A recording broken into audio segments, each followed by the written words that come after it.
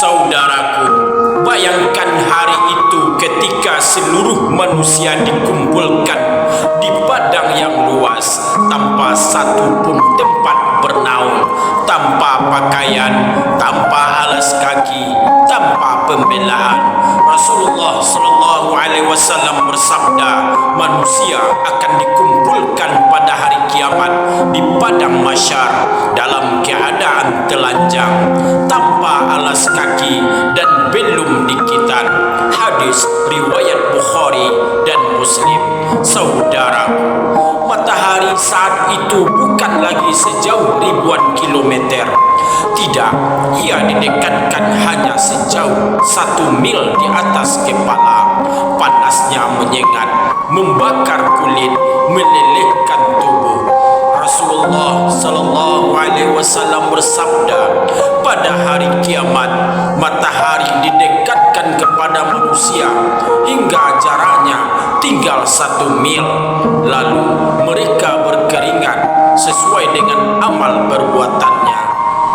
Ada yang keringatnya sampai mata kaki, ada yang sampai lutut, ada yang sampai pinggang, dan ada yang tenggelam dalam keringatnya sendiri. Hadis riwayat Muslim.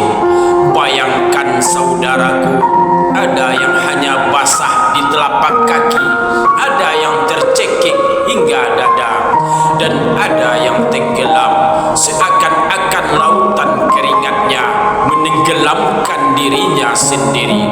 Allah Subhanahu wa taala berfirman di dalam Al-Qur'an, pada hari itu manusia keluar dari kuburnya dalam keadaan yang bermacam-macam agar diperlihatkan kepada mereka balasan perbuatannya. Maka barang siapa berbuat kebaikan seberat zarah, niscaya dia akan melihatnya, dan barang siapa berbuat kejahatan seberat zarah, niscaya ia akan melihatnya. Quran surat Al-Zalzalah ayat 6 sampai ayat 8. Wahai hamba Allah, di padang mahsyar itu tidak ada naungan kecuali yang Allah beri. Rasulullah sallallahu alaihi wasallam bersabda, ada 7 golongan yang akan Allah naungi di bawah naungannya pada hari yang tiada naungan selain naungannya. Hadis riwayat Bukhari dan Muslim. Di antaranya yang pertama yaitu pemimpin yang adil, pemuda yang tumbuh dalam ibadah, orang yang hatinya terpaut dengan masjid, orang yang menangis karena takut kepada Allah, dan orang yang saling mencintai karena Allah. Saudaraku yang dirahmati oleh Allah, maka tanyakan pada dirimu, di bawah naungan yang mana engkau akan berlindung, atau engkau rela berdiri terbakar, tenggelam dalam keringat sendiri karena dosa-dosamu?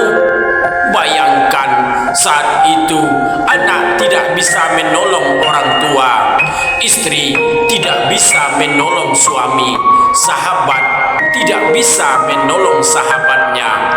Semuanya sibuk dengan hisabnya masing-masing.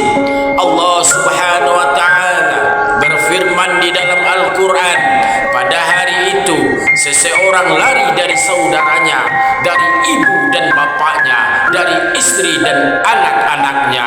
Setiap orang dari mereka pada hari itu mempunyai urusan yang menyibukkannya.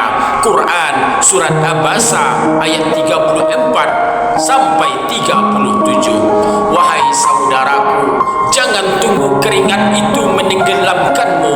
Hari ini masih ada kesempatan untuk bernaung di bawah rahmat Allah. Berlindunglah dengan taubat, dengan solat yang khusyuk, dengan amal soleh yang tulus, karena di padang mahsyar nanti hanya itu yang akan menjadi penyelamat